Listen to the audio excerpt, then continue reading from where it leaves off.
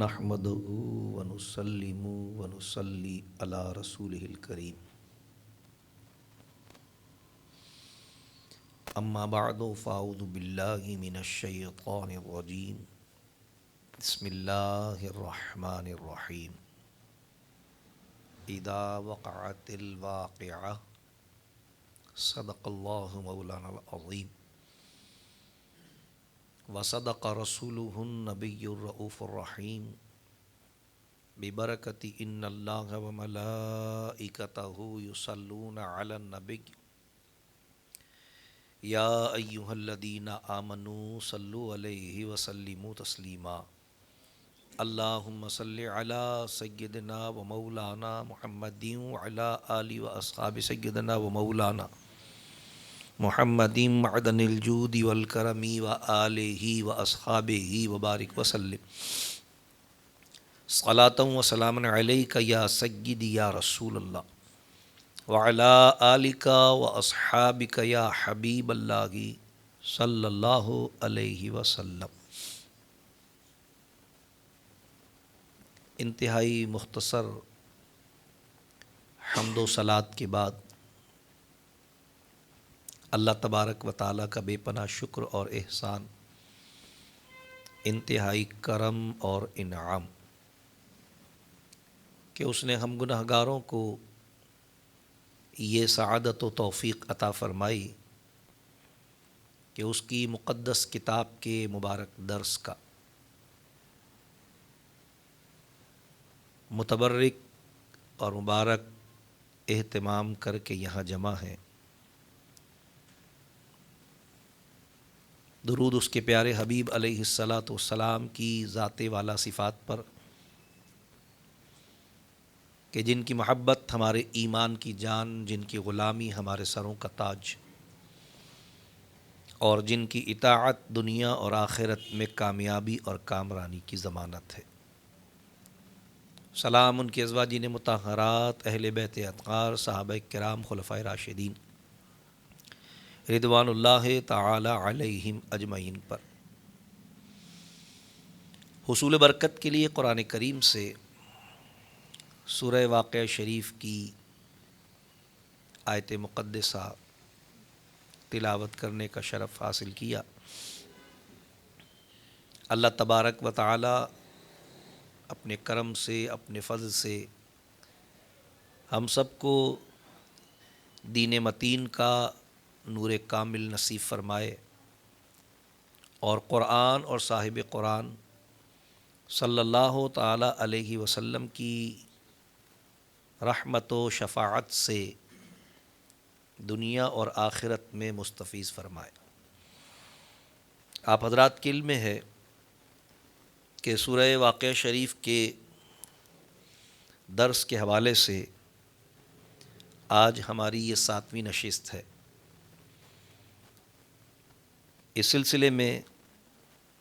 ہم نے پہلی نشست میں سورہ واقعہ شریف کا مختصر تعارف، اس کے مندرجات، اس کے مضامین اور فضائل کے حوالے سے گفتگو عرض کی تھی، جبکہ ہم نے دوسری نشست میں آیت نمبر 1 سے لے کر آیت نمبر 11 تک قیامت کی ہولناکی اور اس دن لوگوں کے 3 گروہوں میں تقسیم ہو جانے سے متعلق آیات قرآنیہ کی مختصر تشریح آپ حضرات کی خدمت میں عرض کی تھی۔ پھر تیسری نشست میں ہم نے آیت نمبر 12 سے لے کر آیت نمبر 26 تک پہلا انعام یافتہ گروہ اور اللہ تبارک و تعالیٰ کی طرف سے اسے ملنے والی نعمتوں کی تفصیلات پر مبنی آیات مقدسہ کا ترجمہ اور مختصر تشریح آپ کی خدمت میں عرض کی تھی۔ پھر چوتھی نشست میں ہم نے اللہ تبارک و تعالیٰ کے انعام پانے والے دوسرے گروہ یعنی اصحاب یمین اور ان پر ہونے والے انعامات و اکرامات کی تفصیلات آپ حضرات کی خدمت میں آیت نمبر 27 سے لے کر آیت نمبر 40 تک کی تشریح و تفسیر کے ضمن میں عرض کی تھیں، اور پھر 5ویں نشست میں ہم نے اس تیسرے بد نصیب گروہ کا تذکرہ کیا تھا جنہیں قرآن نے اصحاب شمال کہا، ان کا دردناک انجام اور ان کا جرم کفر آیات قرآنیہ کے ترجمے اور مختصر تفسیر کی صورت میں آپ کی خدمت میں ہم نے عرض کی تھی۔ پھر گزشتہ نشست جو کہ ہماری 6ٹھی نشست تھی، اس میں آیت نمبر 57 سے لے کر آیت نمبر 74 تک ہم نے تخلیق انسانی، موت و حیات کی حقیقت و قانون، کھیتی، پانی اور آگ سے عقیدہ تقدیر اور عقیدہ آخرت کا بیان آیات قرآنیہ کے ترجمے اور تفسیر کے ضمن میں آپ حضرات کی خدمت میں عرض کیا تھا۔ آج اس سلسلے کی ہماری 7ویں نشست ہے، جس میں ہم آیت نمبر 75 سے اپنی گفتگو کا آغاز کریں گے۔ اللہ تبارک و تعالیٰ نے گزشتہ آخری آیت مبارکہ میں ہمارے کلام کا اختتام اللہ کے اس فرمان پر ہوا تھا کہ رب کائنات نے اپنے پیارے حبیب علیہ الصلاۃ والسلام سے ارشاد فرمایا، فسبح بسم ربک العظیم۔ تو اے پیارے محبوب صلی اللہ علیہ وسلم، تم پاکی بولو اپنے عظمت والے رب کے نام کی۔ ظاہر ہے کہ ہر ابتدا اور انتہا اللہ تبارک و تعالیٰ کی تسبیح اور تقدیس کے بیان پر ہے، بالخصوص صاحب ایمان کے لیے حصول سعادت کا یہی ذریعہ ہے۔ اب اللہ تبارک و تعالیٰ نے اگلا مضمون جو ارشاد فرمایا، اس میں اللہ تبارک و تعالیٰ نے قسم کے ساتھ عظمت و عزت قرآن اور احترام و احکام قرآن بیان فرمائے ہیں۔ رب کائنات نے ارشاد فرمایا کہ فلا اقسم بمواقع النجوم۔ رب کائنات ارشاد فرماتا ہے، اعلیٰ حضرت فاضل بریلوی رحمۃ اللہ علیہ نے آیت مبارکہ کا ترجمہ فرماتے ہوئے ارشاد فرمایا، تو مجھے قسم ہے ان جگہوں کی جہاں تارے ڈوبتے ہیں۔ یہ بات میں پہلے بھی کبھی عرض کر چکا ہوں کہ اللہ تبارک و تعالی کھانے پینے سے پاک ہے، اور اللہ تبارک و تعالیٰ کی طرف ایسی کسی صفت، ایسے کسی وصف اور ایسے کسی کام اور بات کی نسبت کرنا جو اللہ کی شان کے منافی ہو، جائز نہیں ہے۔ لہٰذا اللہ تبارک و تعالیٰ کے لیے قسم کے حوالے سے کھانے کا لفظ استعمال نہیں کیا جا سکتا۔ ہم اپنی گفتگو میں عام انسانوں کے لیے، ایک دوسرے کے لیے یہ لفظ استعمال کرتے ہیں اور کوئی حرج بھی نہیں ہے، کیونکہ کھانا پینا ہماری صفت ہے۔ لہٰذا اگر ہم اپنے لیے قسم کے کھانے اور غصے کے پینے کا لفظ استعمال کریں تو عرفاً اس میں کوئی قباحت نہیں ہے، لیکن کیونکہ اللہ تبارک و تعالیٰ ان اوصاف سے ہی بالا تر ہے، وہ پاک ہے کھانے اور پینے سے، تو اس لیے اللہ تبارک و تعالیٰ کے لیے قسم بیان فرمائی، قسم اٹھائی، قسم ارشاد فرمائی۔ الحمدللہ کنز الایمان شریف جو امام احمد رضا رضی اللہ تعالی عنہ کا بہت ہی خوبصورت، سلیس، بامحاورہ اردو ترجمہ قرآن ہے، اس میں آپ نے جہاں اور دوسرے اعتبارات سے تقدیس الوہیت کو ملحوظ خاطر رکھا ہے، وہیں اس بات کا بھی اہتمام کیا کہ اللہ تبارک و تعالیٰ کی طرف باقی دوسرے مترجمین کی طرح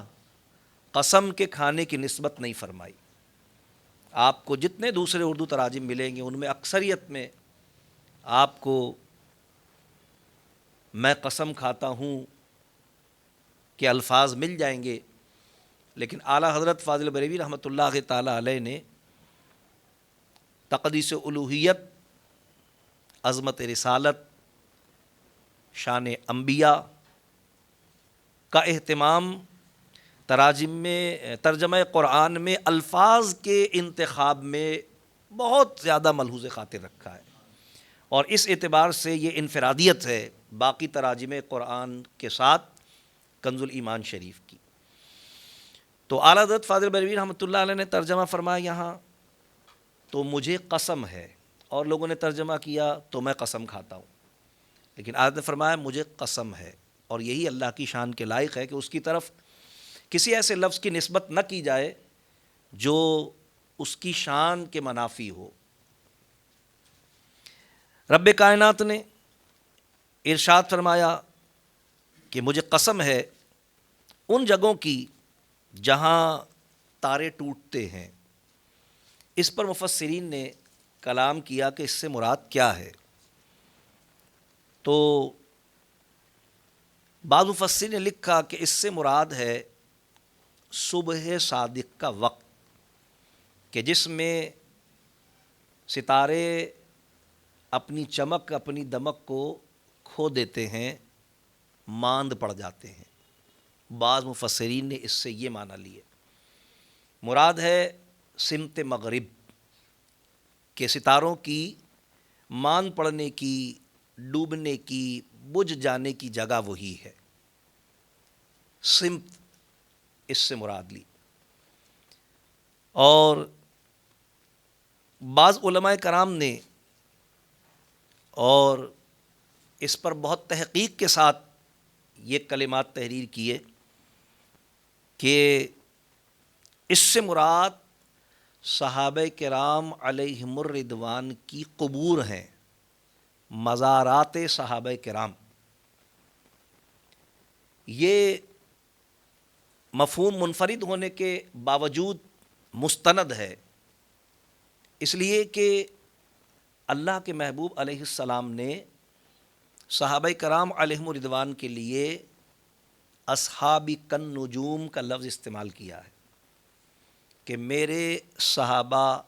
ستاروں کی مانند ہیں. تو مفسرین نے فرمایا کہ جب رب کائنات یہ فرمائے کہ بے مواقع النجوم، ان جگہوں کی جہاں تارے ڈوبتے ہیں، تو اس سے مراد ہیں صحابہ کرام علیہم الرضوان کے مزارات. کیونکہ صحابہ کرام خود شان والے ہیں تو جو جگہ ان کا مدفن بنی وہ بھی شان والی ہوئی، اور شان والی چیز کی قسم بیان کی جاتی ہے. یعنی قسم میں یہ اہتمام ہوتا ہے کہ قسم اٹھانے والا یا تو اس چیز کی قسم اٹھاتا ہے جس سے وہ محبت بہت زیادہ کرتا ہے، یا اس چیز کی قسم اٹھاتا ہے جس کی وہ عزت بہت زیادہ کرتا ہے، احترام والی چیز کی. اور عند اللہ صحابہ کرام علیہ رضوان وہ شخصیات ہیں جو اللہ کے محبوب بھی ہیں اور اللہ کی بارگاہ میں معزز بھی ہیں. تو کیونکہ وہ خود معزز ہیں اور محبوب ہیں تو ان کے مدفن بھی معزز ہیں اور محبوب ہیں. اور جب وہ معزز اور محبوب ہیں تو اللہ تبارک و تعالی جب یہ فرما رہا ہے کہ قسم ہے مجھے ان جگہوں کی جہاں تارے ڈوبتے ہیں، تو یہ جگہوں کا لفظ جو استعمال کیا ہے، مواقع کا لفظ استعمال کیا گیا ہے. یعنی جن لوگوں نے نجم سے اصل نجم یعنی تارے مراد لیے، ان کے اس کہنے پر ان مفسرین نے جنہوں نے اس سے قبور جماعت صحابہ مراد لی ہیں، ان پر یہ اعتراض کیا کہ مغرب تو ایک سمت ہے، جبکہ اللہ تبارک و تعالی مواقع جمع کا لفظ استعمال فرما رہا ہے کہ ان جگہوں کی قسم، اور کیونکہ صحابہ کرام کے مدفن متفرق ہیں، فرمایا کہ یہ دلیل ہے اس بات کی کہ ان مزارات مقدسہ کی عظمت کو اللہ تعالیٰ بیان فرما رہا ہے قسم کے ذریعے۔ اور پھر ایک خاص تعلق بھی ہے، اور وہ خاص تعلق کیا ہے؟ یعنی صحابہ کرام کے مدفن کی قسم کا آگے جو مضمون ہے قرآن کی عظمت کے بیان کا، اس سے ایک خاص تعلق بھی ہے کہ امت کو قرآن پہنچا کس کے ذریعے ہے؟ بعد والوں کو قرآن کن کے ذریعے پہنچا؟ جمع قرآن کی بات کی جائے، تحریر قرآن کی بات کی جائے، مصحف قرآن کی بات کی جائے، نقل قرآن کی بات کی جائے، حفظ قرآن کی بات کی جائے، انتقال قرآن کی بات کی جائے، تو یہ سارے کے سارے عنوانات صحابہ کرام کے ساتھ وابستہ ہیں۔ اور فرمایا کیونکہ آگے بات عظمت قرآن کی جا رہی ہے، تو اس لیے ان عزت والی ہستیوں کے مقام مدفن کی عزت کو بیان کرنے کے لیے اللہ نے ان کی قسم سے کلام کی ابتدا فرمائی۔ تو رب کائنات فرما رہا ہے فلا اقسم بمواقع النجوم، تو مجھے قسم ہے ان جگہوں کی جہاں تارے ڈوبتے ہیں، کیونکہ یہ قسم بڑی اعلیٰ چیز کی ہے، لہٰذا قسم بھی افضل ہوئی، کیونکہ وہ جگہیں بھی افضل ہیں، وہ جگہیں ان ہستیوں کی وجہ سے افضل ہیں، اور یہ قسم ان نسبتوں کی وجہ سے افضل ہے۔ اسی لیے رب کائنات نے پھر آگے چل کر ارشاد فرمایا اگلی آیت مبارکہ میں وَإِنَّهُ لَقَسَمٌ لَوْ تَعْلَمُونَ عَظِيمٌ، اللہ تبارک تعالیٰ ارشاد فرماتا ہے اور اگر تم سمجھو تو یہ بڑی قسم ہے۔ اللہ تبارک و تعالیٰ ارشاد فرما رہا ہے اور اگر تم سمجھو تو یہ بڑی قسم ہے، کیونکہ کفار اور مشرکین تو معاذ اللہ قرآن کی عظمت کے قائل نہیں تھے، قرآن کی شان کے منکر تھے، بلکہ ان کا حال تو یہ تھا کہ ان میں سے کوئی قرآن کو معاذ اللہ شاعری کہتا تھا، کوئی سحر یعنی جادو کے منتر کہتا تھا، اور کوئی معاذ اللہ اسے حضور علیہ السلام کا ہذیان اور حضور علیہ السلام کو مجنون کہتا تھا، یعنی معاذ اللہ یہ پاگل ہیں، اور پاگل پنے میں جو یہ بولتے ہیں یہ وہ کلام ہے معاذ اللہ۔ وہ تو اس کی عظمت کے منکر تھے، وہ تو اس کی شان اور اس کی رفعت کے منکر تھے، وہ تو نہیں جانتے تھے کہ اس کی عظمت کیا ہے، لیکن اللہ تعالیٰ فرما رہا ہے وَإِنَّهُ لَقَسَمٌ لَوْ تَعْلَمُونَ عَظِيمٌ، اگر تم جانو، یعنی اگر تم جان جاؤ، اگر تمہیں پتہ چل جائے کہ قرآن کتنی عظمت والی چیز ہے، تو پھر تم یہ بھی سمجھ جاؤ کہ یہ قسم کتنی عظیم ہے۔ اللہ تبارک و تعالیٰ نے قرآن کریم میں ارشاد فرمایا ایک مقام پر واللہ یعلم وانتم لا تعلمون، اور اللہ جانتا ہے اور تم نہیں جانتے۔ حقیقت یہ ہے کہ اہل ایمان بھی، میں اور آپ بھی، ہمارے اسلاف بھی، ہمارے اکابرین بھی، علماء اور محدثین بھی، مفسرین اور حفاظ بھی، حتیٰ کہ صحابہ و اہل بیت بھی قرآن اور صاحب قرآن کی جس قدر اور جتنی عظمت جانتے ہیں، حق یہ ہے کہ یہ دونوں اپنی عظمتوں میں اس سے زیادہ ہیں۔ قرآن بھی کہ کما حق ہو، اس کی عظمت کو کوئی جان ہی نہیں سکتا۔ وجہ کیا ہے کہ اللہ کا کلام ہے۔ جب ذات کی عظمت کو نہیں جان سکتے تو اس کے کلام کی عظمت کو بھی کما حق ہو نہیں جان سکتے۔ اور حضور علیہ السلام کیونکہ اللہ تبارک و تعالیٰ کی ذات و صفات کے مظہر عتم ہے، اور اللہ تبارک و تعالیٰ کی ذات اور صفات کو کما حق ہو کوئی نہیں جان سکتا، تو پھر یہ طے ہے کہ حضور علیہ السلام کی شان و عظمت کو بھی کوئی کما حق ہو نہیں جان سکتا۔ یہی وجہ ہے کہ میں نے پہلے بھی کبھی یہ بات عرض کی تھی کہ حضور سید عالم صلی اللہ علیہ وسلم نے اپنے امتیوں میں سے، اپنی جماعت صحابہ میں سے اپنے سب سے قریبی دوست، اپنے سب سے قریبی ساتھی حضرت ابو بکر صدیق رضی اللہ تعالیٰ عنہ کو مخاطب کر کے یہ بات کہی. اگرچہ کسی اور سے بھی کہتے تو حرج نہیں تھا، لیکن اس بات کی عظمت جو حضرت ابوبکر صدیق رضی اللہ عنہ سے کہنے کی صورت میں ظاہر ہوتی ہے وہ کسی اور کے کہنے کی صورت میں ظاہر نہیں ہوتی. کیوں؟ اس لیے کہ حضرت ابوبکر صدیق رضی اللہ عنہ کا حضور علیہ السلام کا بچپن کا ساتھ تھا، ہر وقت کا ساتھ تھا،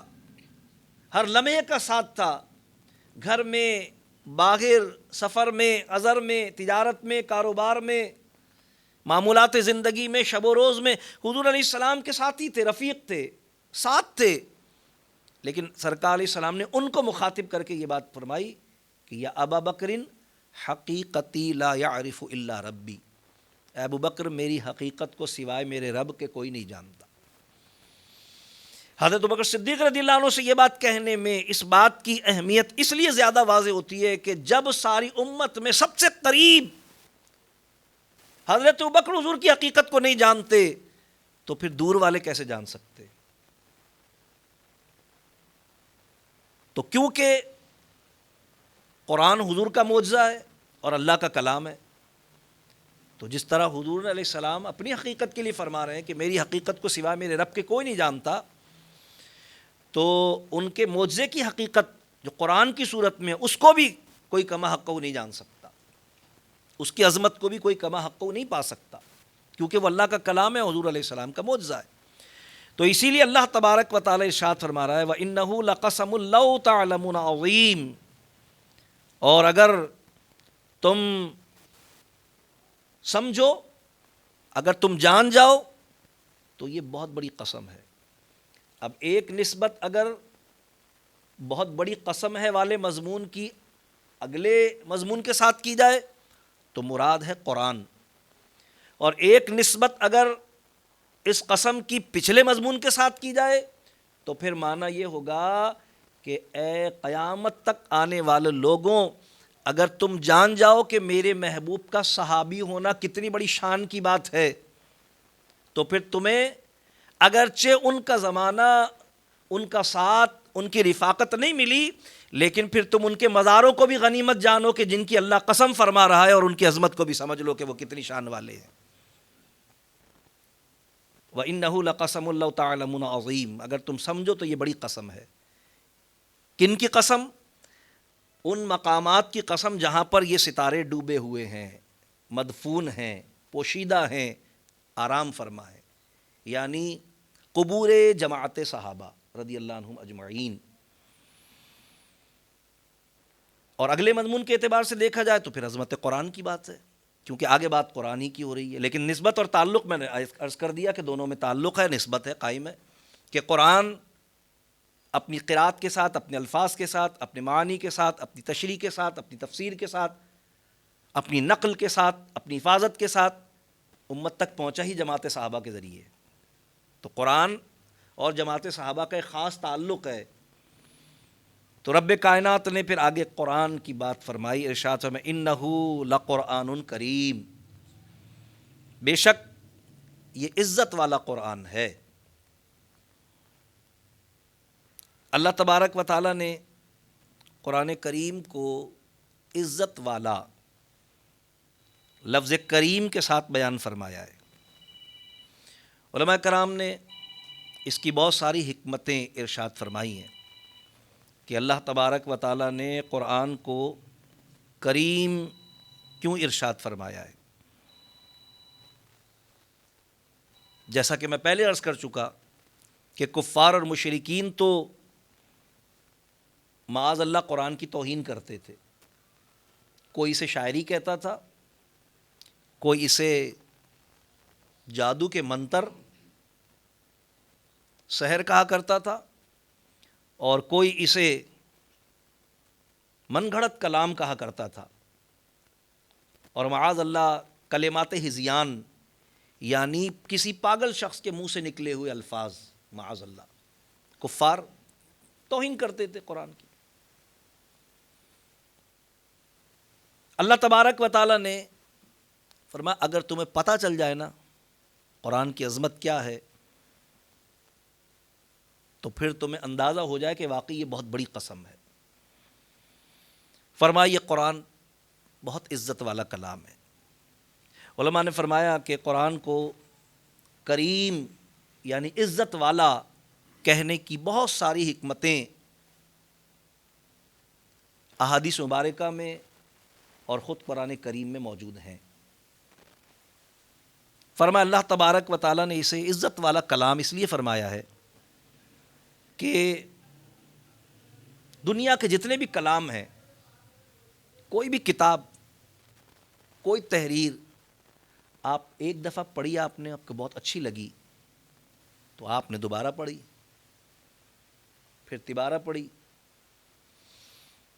2-3 دفعہ پڑھ لینے کے بعد آپ کا دل اس سے بھر جائے گا۔ لیکن قرآن کریم کا اعجاز اس کے بالکل برعکس ہے، یعنی باقی کتاب پہلی دفعہ پڑھنے میں جتنا مزہ آئے گا دوسری دفعہ میں اتنا مزہ نہیں آئے گا، کیونکہ پڑھی ہوئی بات ہوگی، آپ کو پتہ ہے اگلا جملہ کیا ہے، اگلا واقعہ کیا ہے، اگلی بات کیا ہونے والی ہے۔ لیکن قرآن کریم فرقان حمید کا اعجاز یہ ہے کہ جو اس کو جتنا زیادہ پڑھتا چلا جاتا ہے، اس کی کثرت تلاوت اسے کثرت لذت کا سبب بنتی چلی جاتی ہے، مزید اس کو مزہ آتا ہے، بہت اچھا لگتا ہے۔ فرمایا گیا یہ خصوصیت ہے قرآن کریم کی، اسی لیے اللہ تبارک تعالیٰ نے اسے کریم یعنی عزت والا کلام فرمایا۔ فرمایا گیا کہ کیونکہ قرآن کریم کے پڑھنے پر ثواب بہت زیادہ ملتا ہے، اور اس کا تو نام ہی قرآن ہے، اور بعض علماء نے فرمایا کہ یہ لفظ ہی قراءتن سے مشتق ہے، کثرت سے پڑھا جانے والا، اور یہ قرآن کا اعجاز بھی ہے۔ میں پہلے بھی کبھی بتا چکا ہوں کہ یہ ورلڈ ریکارڈ بھی ہے، آج کی مادی دنیا میں بھی سب لوگ اس بات پر متفق ہیں کہ وہ کتاب جو دنیا میں سب سے زیادہ پڑھی جاتی ہے، سب سے زیادہ اس کے ترجمے کیے گئے ہیں، سب سے زیادہ لوگ اس کے ساتھ وابستہ ہیں، سب سے زیادہ اس پر تحقیق کی جاتی ہے، سب سے زیادہ اس کی طرف لوگ رجوع کرتے ہیں، اس کے ماننے اور نہ ماننے والے سب سے زیادہ جس کی طرف رجوع کرتے ہیں، ایسی کتاب وہ قرآن کریم ہے۔ جو ماننے والے وہ تو ہیں ہی، نہ ماننے والے بھی اس کی طرف رجوع کرتے ہیں۔ تو فرمایا گیا کہ کیونکہ اس کے پڑھنے پر اجر اور ثواب بہت زیادہ ملتا ہے، جو آخرت میں پڑھنے والے کے لیے عزت کا باعث ہوگا، اس لیے اس کو کریم کہا گیا، عزت والی کتاب۔ اور میں عرض کر چکا ہوں کہ سرکار علیہ السلام نے ارشاد فرمایا کہ بھئی قرآن کریم کی تلاوت کرنے والے صاحب ایمان کو اللہ تبارک و تعالی ایک حرف کے بدلے میں 10 نیکیاں عطا فرماتا ہے۔ اور سرکار نے یہ وضاحت فرمائی کہ میں یہ نہیں کہتا کہ الف لام میم ایک حرف ہے،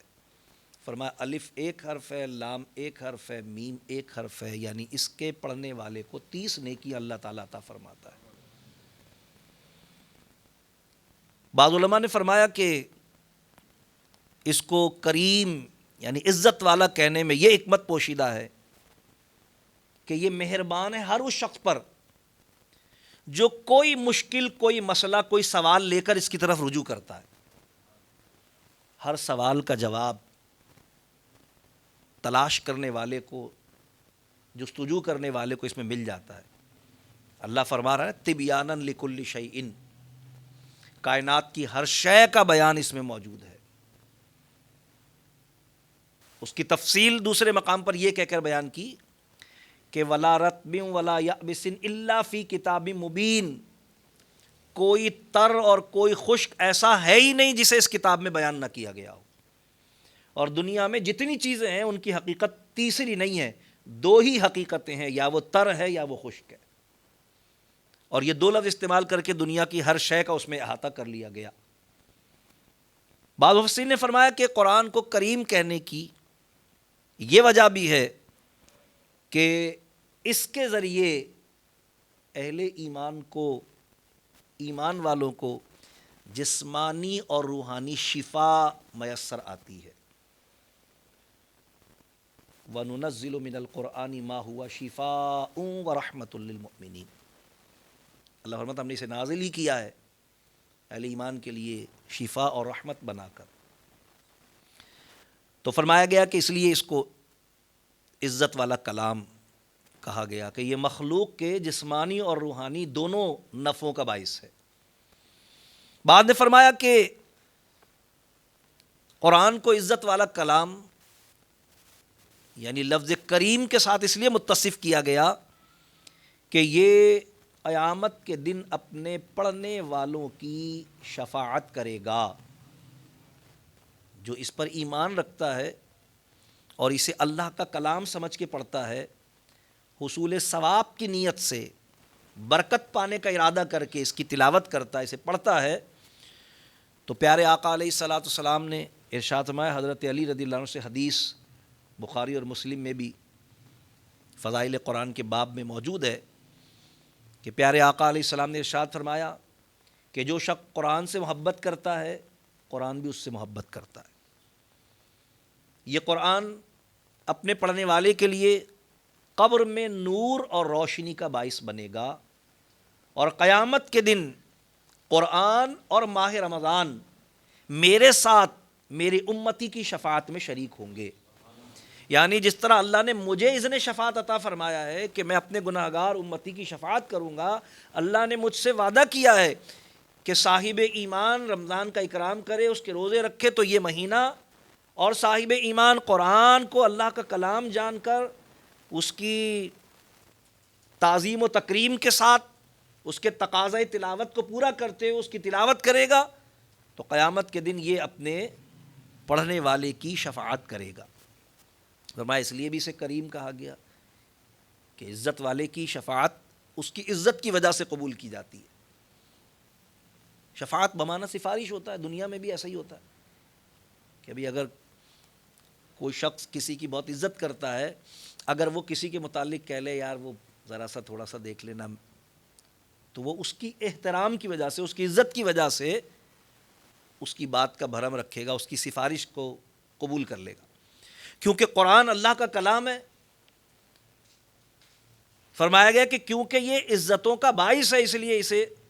کریم یعنی عزت والا کلام کہا گیا۔ اور بعض علماء نے ارشاد فرمایا کہ قرآن کریم کو عزت والا کلام کہنے میں یہ بھی حکمت ہے کہ قرآن کریم کا ایمان اور حصول ثواب کی نیت سے تلاوت کرنے والا عذاب قبر سے اور ذلت آخرت سے محفوظ ہوگا۔ سورہ ملک شریف کے فضائل میں آپ سن چکے کہ یہ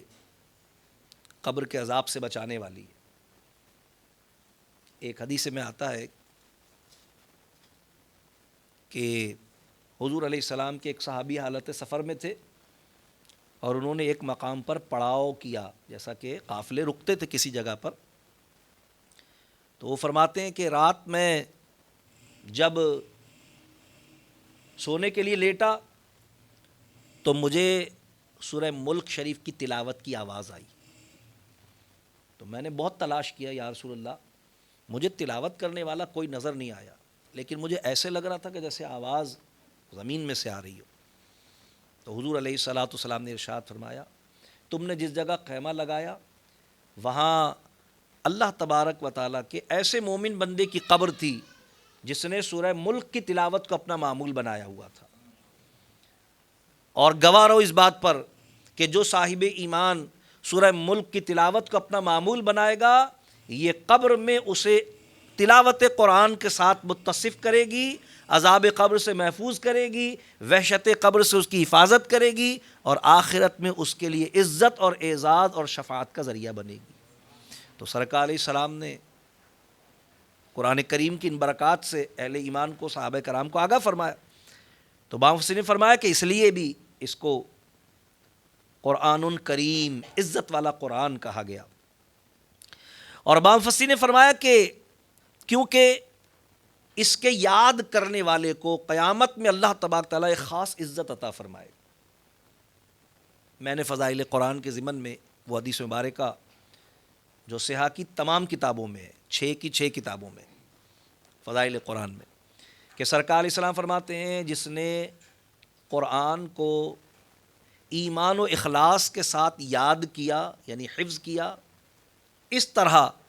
کہ اس کے حلال کو حلال اور اس کے حرام کو حرام جان کر اس کی حفاظت کی، یعنی اس کو پڑھا، اس کو یاد رکھا اور اس کے ان احکامات کو اپنی عمل زندگی میں اختیار کیا کہ جسے اس قرآن نے حرام کہا ہے اس سے اپنے آپ کو روک لیا، جسے حلال کہا ہے اسے حلال جانا، اسے اختیار کیا، جو احکام دیے ہیں ان پر عمل کیا، جن سے منع کیا ان سے رکا رہا، اوامر و نواہی۔ تو سرکار اسلام فرماتے ہیں ایسے حافظ کے لیے قیامت کے دن ممبر بچھائے جائیں گے اور انہیں نور کے ممبروں پر بٹھا کر ایسے نورانی تاج پہنائے جائیں گے جن کی روشنی دوپہر کے سورج سے زیادہ ہوگی، اور لوگ حیران ہوں گے اور رش کریں گے ان پر کہ یہ نہ انبیاء ہیں نہ رسول ہیں، پھر یہ مقام اور رتبے ان کو کیوں عطا کیے جا رہے ہیں؟ تو اہل محشر کو بتایا جائے گا یہ وہ خوش نصیب ہیں جنہوں نے قرآن پر ایمان لا کر اس کو اخلاص کے ساتھ یاد کیا اور اس کی یاد کو محفوظ رکھا، یعنی کثرت تلاوت کے ذریعے، اس طرح کہ اس کے اوامر و نواہی اور اس کے حلال و حرام کو اختیار کیے رکھا۔ تو آخرت میں کیونکہ یہ عزت و اعزاز کا باعث بننے والا ہے، فرمایا اس لیے قرآن کے لیے اللہ نے انہ لقرآن کریم کے کلمات، یعنی عزت والا قرآن ارشاد فرمایا۔ بلکہ حقیقت تو یہ کہ قرآن دنیا میں بھی عزت عطا کرنے والا ہے۔ دیکھیے قرآن پڑھنے والے کی عزت، قرآن پڑھانے والے کی عزت، تلاوت کرنے والے کی عزت، قرات کرنے والے کی عزت، تراویح پڑھانے والے کی عزت، قرآن کی نسبت بھی عزت کا باعث بنتی ہے، کیونکہ حضور علیہ السلام کا معجزہ اور اللہ کا کلام ہے۔ تو بعض مفسرین نے ارشاد فرمایا کہ قرآن کو کریم فرمانے میں ایک حکمت یہ بھی ہے کہ جو سرکار علیہ السلام نے فرمایا کہ ایمان اور اخلاص کے ساتھ مسلسل تلاوت قرآن کرنے والا اگر اس حال میں انتقال کر جائے، اس حال میں اسے موت آئے کہ وہ قرآن کی تلاوت کر رہا ہو، تو سرکار نے فرمایا قیامت کے دن وہ شہیدوں میں اٹھایا جائے گا، یعنی کیونکہ قرآن اس کے لیے آخرت میں عزت و اعزاز کا باعث بنے گا، تو عزت و اعزاز دینے والا ہونے کی وجہ سے اس کو عزت والا کلام کہا گیا، انہ لقرآن کریم، کہ یہ بے شک یہ عزت والا قرآن ہے۔ اور بعض مفسرین نے فرمایا کہ قرآن کی محبت، حضور کا معجزہ، اللہ کا کلام اور ہدایت کا سرچشمہ ہونے کی وجہ سے اگر کسی صاحب ایمان کے دل میں قائم ہو تو اللہ تبارک تعالیٰ محض اس کی محبت کی وجہ سے اسے جنت کا حقدار بنا دے گا۔ وہ قرآن سے محبت کرے اس لیے کہ اللہ کا کلام ہے، حضور کا معجزہ ہے، ہمارے لیے ہدایت کا سرچشمہ ہے، ہمارے لیے رہنمائی یہ فراہم کرتا ہے، جائز و ناجائز، صحیح اور غلط، حلال و حرام، کفر و ایمان کے احکامات کو یہ ہمیں فراہم کرتا ہے۔ تو فرمایا گیا کہ کیونکہ یہ محبت آخرت میں حصول جنت کا باعث بنتی ہے، اس لیے اللہ تبارک تعالیٰ نے اسے عزت والا کلام ارشاد فرمایا۔ ایک حدیث پاک میں سورہ اخلاص شریف کے فضائل میں امام جلانی سیوطی رحمۃ اللہ نے اپنی کتاب الاتقان میں اس کو بیان کیا۔ فرماتے ایک صحابی تھے، وہ جب بھی نماز پڑھانے کا انہیں موقع ملتا تو سورہ اخلاص شریف ہی پڑھا کرتے تھے۔ تو لوگوں نے گمان کیا کہ شاید یہ اختصار کی وجہ سے جلدی سے فارغ کر دو، یہ چھوٹی تلاوت کرنے میں سورہ اخلاص پڑھتے ہوں گے۔ تو کسی نے حضور علیہ السلام سے بطور شکوہ یہ بات کہی کہ یا رسول اللہ فلاں صحابی، یہ بات آپ سب کے ذہن میں ہونی چاہیے کہ حضرت عمر رضی اللہ تعالیٰ عنہ کے دور خلافت سے پہلے تک حضرت عمر رضی اللہ عنہ نے اپنے دور خلافت کے آخر میں مساجد میں اماموں کو باقاعدہ مقرر فرمایا ہے۔ اس سے پہلے تک طریقہ یہ ہوتا تھا کہ آذان دی جاتی تھی، لوگ جمع ہوتے تھے، الحمدللہ سارے نماز پڑھانے کے اہل ہوتے تھے، جس کو زیادہ قرآن یاد ہوتا تھا، جو زیادہ پرہیزگار ہوتا تھا، جس پر لوگ متفق ہوتے تھے اسے آگے کر دیتے، وہ نماز پڑھا دیا کرتا تھا، یعنی امام مقرر نہیں ہوتا تھا۔ یہ اہتمام حضرت عمر رضی اللہ عنہ نے اپنے دور خلافت کے آخری زمانوں میں کیا کہ باقاعدہ آپ نے ائمہ مقرر فرمائے، کیونکہ صورتحال یہ ہونے لگی تھی آپ پڑھائیں آپ پڑھائیں آپ پڑھائیں، تو اس میں تھوڑا سا ظاہر ڈسٹربنس پیدا ہوتا، ذمہ داری کسی کی نہیں تھی. تو سرکار کی بارگاہ میں عرض کیا سنا، جب ان کو موقع دیا جاتا ہے تو یہ سورہ اخلاص پڑھتے ہیں، اور جب بھی موقع ملتا ہے سورہ اخلاص ہی پڑھتے ہیں، حالانکہ ہمیں معلوم ہے کہ ان کو اور قرآن بھی یاد ہے. تو حضور علیہ الصلاۃ والسلام نے ان سے دریافت کیا کہ کیا وجہ ہے، اور ہمارا ایمان یہ ہے، ہمارا عقیدہ یہ ہے کہ سرکار علیہ السلام اللہ کی عطا سے جانتے تھے، لوگوں کو سنوانے اور آگاہ کرنے اور ان کے اعتراض کو رفع کرنے کے لیے سرکار نے ان سے سوال کیا. سرکار نے پوچھا بھئی کیا وجہ ہے کہ تمہیں جب بھی موقع ملتا ہے تو تم سورہ اخلاص شریف ہی پڑھتے ہو؟ تو انہوں نے عرض کی یا رسول اللہ مجھے سورہ اخلاص سے محبت ہے، مجھے یہ صورت محبوب ہے.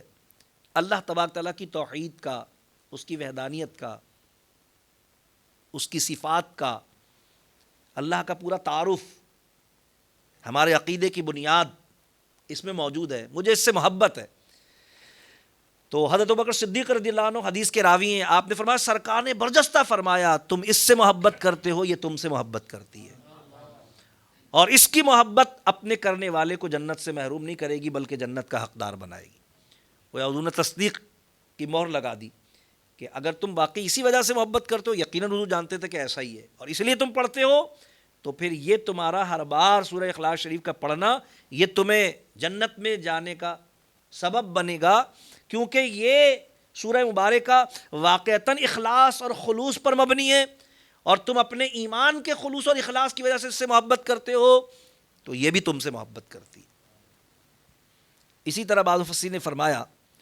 کہ تلاوت قرآن کیونکہ جنت میں بلندی درجات کا سبب بنے گی.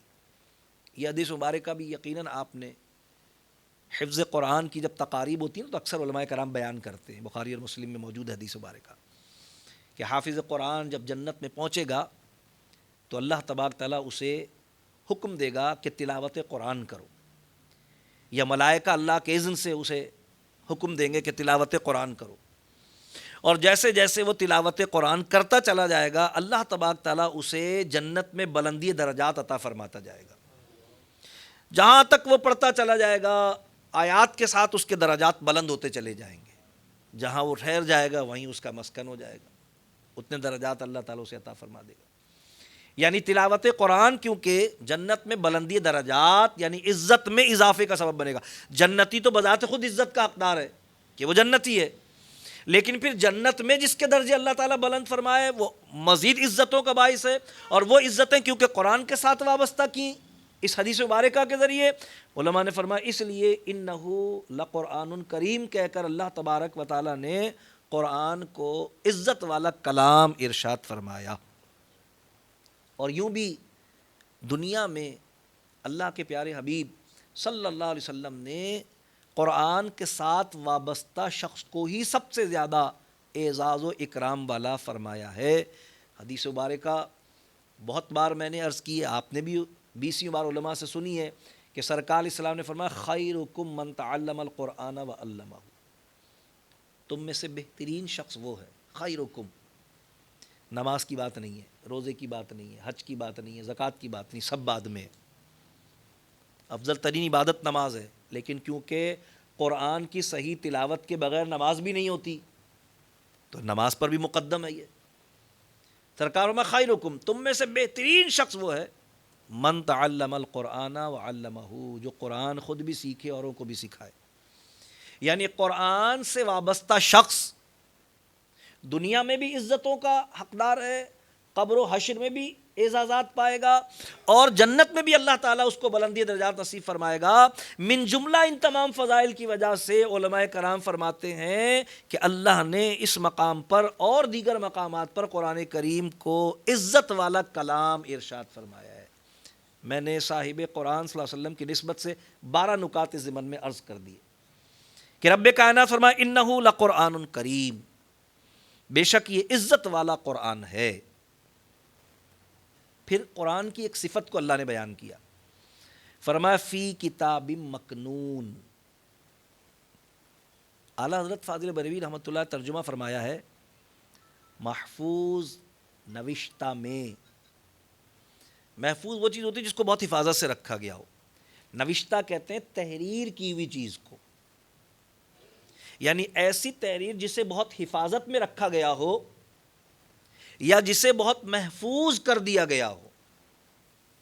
قرآن حفاظت میں رکھا گیا ہونے کے اعتبار سے بھی اور حفاظت کیا ہوا ہونے کے اعتبار سے بھی مکنون ہے. حفاظت میں ہونے کے اعتبار سے اللہ تعالیٰ ارشاد فرماتا ہے قرآن کریم میں کہ بل ہوا قرآن مجید فی لوح محفوظ، بلکہ وہ قرآن جو عظمت والا ہے وہ لوح محفوظ میں تحریر ہے. یعنی ایسی جگہ جہاں دشمن قرآن کی رسائی ہو ہی نہیں سکتی، جہاں مخالف قرآن کی رسائی ہو ہی نہیں سکتی، بلکہ جہاں عام آدمی کی رسائی نہیں ہو سکتی. ظاہر لوح محفوظ یا تو اللہ تبارک و تعالیٰ نے اپنے پیارے حبیب صلی اللہ علیہ وسلم کی نگاہ نبوت میں قائم فرمایا ہے، یا جنہیں اللہ تبارک و تعالیٰ چاہتا ہے ان تک رسائی عطا فرماتا ہے. ہمارا ایمان ہے کہ بعض اولیاء اللہ کو بھی رسائی ہوتی ہے وہاں تک، لیکن اللہ تبارک و تعالیٰ ذالک فضل اللہ یؤتی من یشاء، یہ اللہ کا فضل ہے، وہ جسے چاہے عطا فرمائے. لیکن محفوظ ہونے کے اعتبار سے یعنی حفاظت میں ہونے کے اعتبار سے فرمایا گو تو لوح محفوظ میں ہے، اور محفوظ کیے جانے کے اعتبار سے انا نحن نزلنا الذکر وَإِنَّا لَهُ لَحَافِظُونَ. اللہ فرماتا ہے ہم نے اس ذکر کو نازل کیا اور ہم اس کے حفاظت کرنے والے ہیں. محفوظ کیے جانے کے اعتبار سے بھی قرآن ایسا محفوظ ہے کہ آج بھی دنیا کے سارے لوگ، تمام کفار، تمام مشرکین اگر متفق ہو جائیں اور اپنے سارے وسائل اور ساری صلاحیتیں تحریف قرآن پر صرف کر دیں تب بھی قرآن محفوظ رہے گا، کیونکہ اللہ نے اس کی حفاظت کو کاغذ سے، قلم سے، مشین سے، تحریر سے بالاتر کر دیا. یہ تو مومنوں کے سینوں میں محفوظ ہے، اور ایسا محفوظ ہے کہ 11-12 سال کا بچہ یاد کر لیتا ہے، اور 60 سال سے تراویح پڑھانے والے بوڑھے حافظ قرآن کو جس کی عمر 72 سال ہوتی ہے ایک زیر اور زبر پہ بھی لقمہ دے دیتا ہے کہ بھئی یہ غلط پڑھا آپ نے، لقمہ دے دیتا ہے فوراً. وہ 72 سال کی عمر کا، 75 سال کی عمر کا حافظ جو 60 سال سے تراویح پڑھا رہا ہے، یہ 12 سال کا بچہ ہے. یہ اللہ نے حفاظت کا سامان کیا ہے. نہ کاغذ پر موقوف ہے، نہ قلم پر موقوف ہے، نہ سیاہی پر موقوف ہے، نہ مشینوں پر